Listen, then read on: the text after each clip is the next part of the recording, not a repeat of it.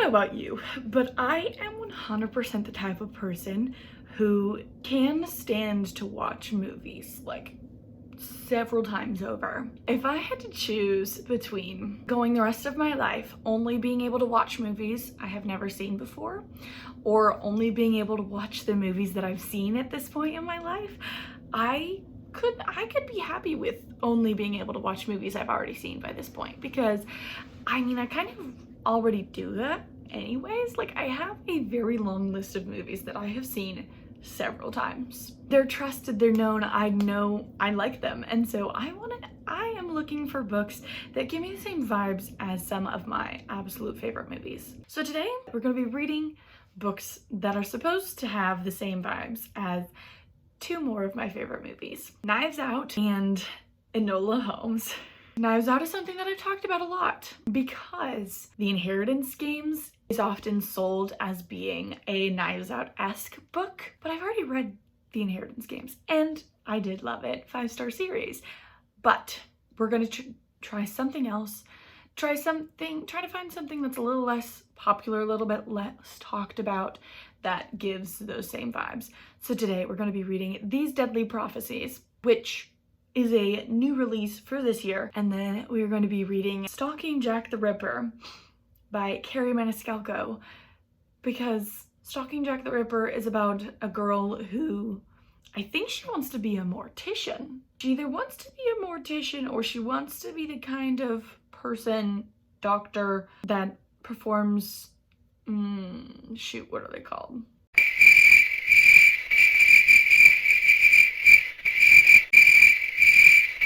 Oh shoot, what is this called?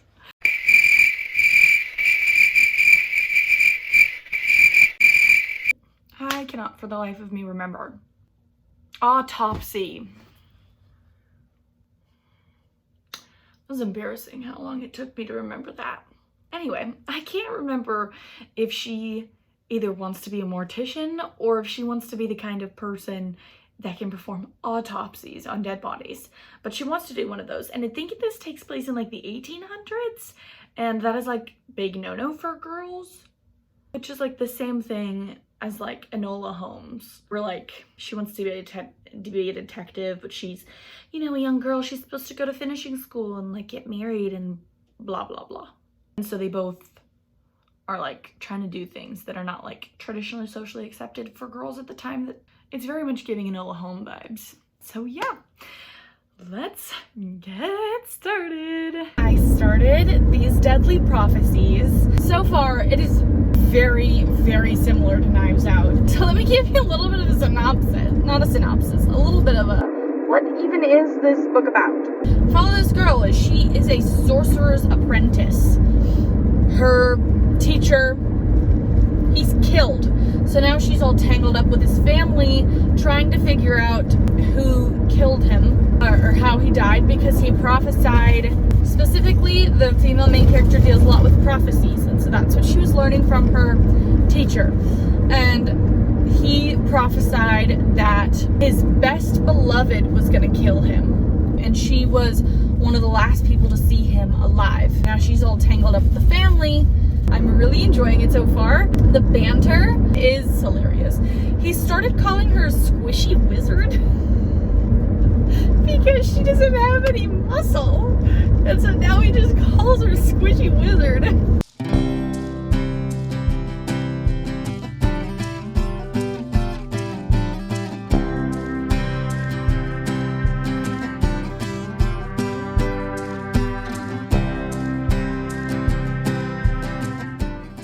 I finished These Deadly Prophecies.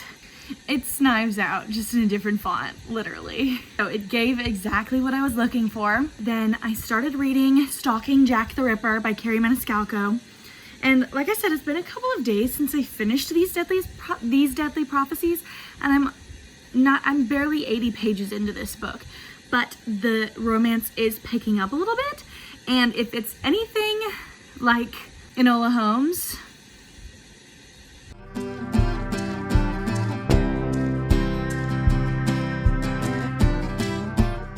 I'm on page 254, almost dropped my Kindle, of Stalking Jack the Ripper.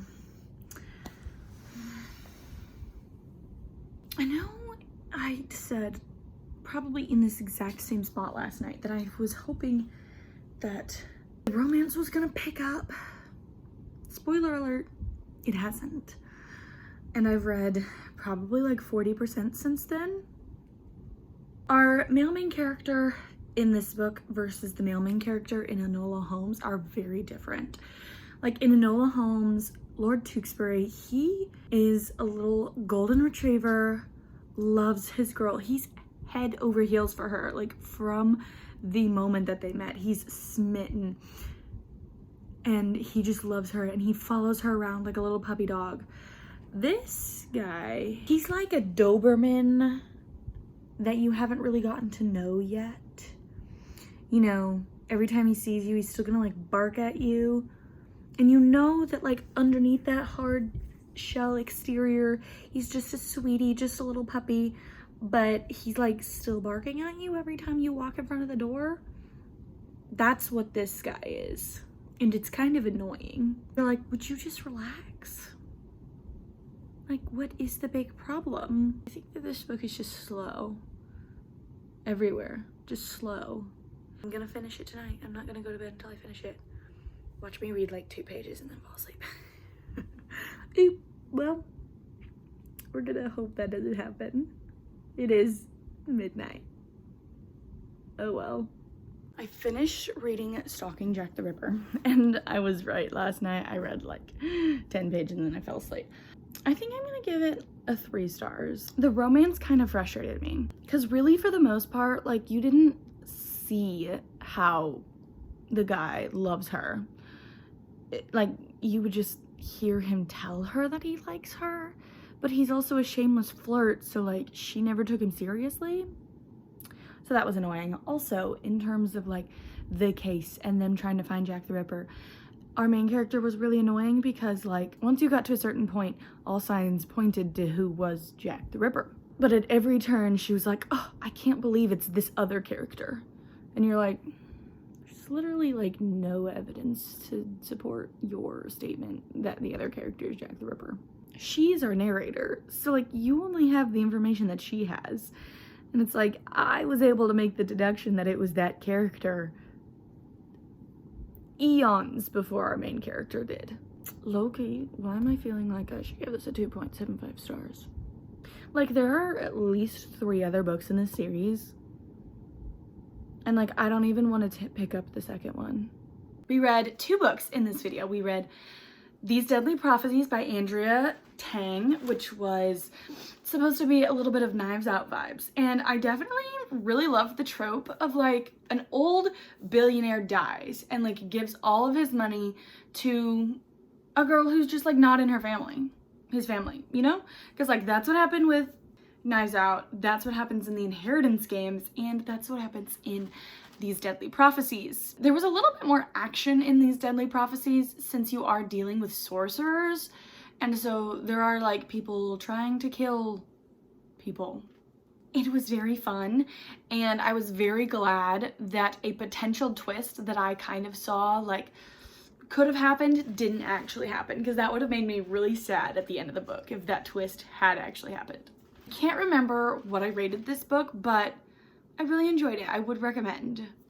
Then we read Stalking Jack the Ripper, which I had very high hopes for, in it being like Enola Holmes, which in a way I guess it was. It does like generally kind of follow the same kind of storyline as Enola Holmes, except the love interest in this book, I'm trying to figure out how to phrase this without just completely ripping him to shreds. I don't know if it was like a combination of the language, but also my hope that he would be more like Lord Tewkesbury from Enola Holmes, who was just like the sweetest golden retriever puppy dog man who just followed Enola around all the time and just wanted her to be safe and just like looked at her with googly eyes all the time.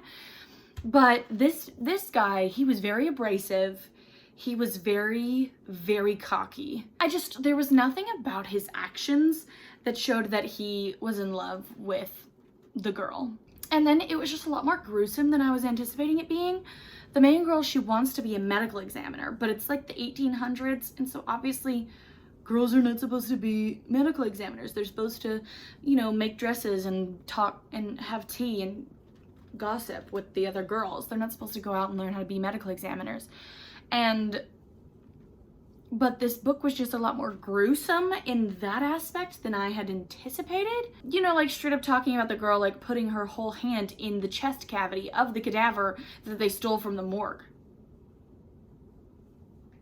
I thought it was going to be a little bit more subdued on that front. And so when it wasn't, then I was like, what am I supposed to do with this? I will not be reading the rest of the books in this series, which is so unfortunate because I have seen some of my favorite booktubers like reading this series and like absolutely loving it. And then I read it and I'm like, oh my gosh, I hated this. But anyways, I gave it like a 2.5 stars. Nothing good. Those are the 2 books I read in this video, looking for books that are similar to some of my favorite movies. And that is all I have for you guys today. I hope you guys enjoyed this video. If you did, please give this video a thumbs up and subscribe to my channel for more bookish content in the future. I hope y'all have a lovely rest of your week and I will see you guys next time. Bye.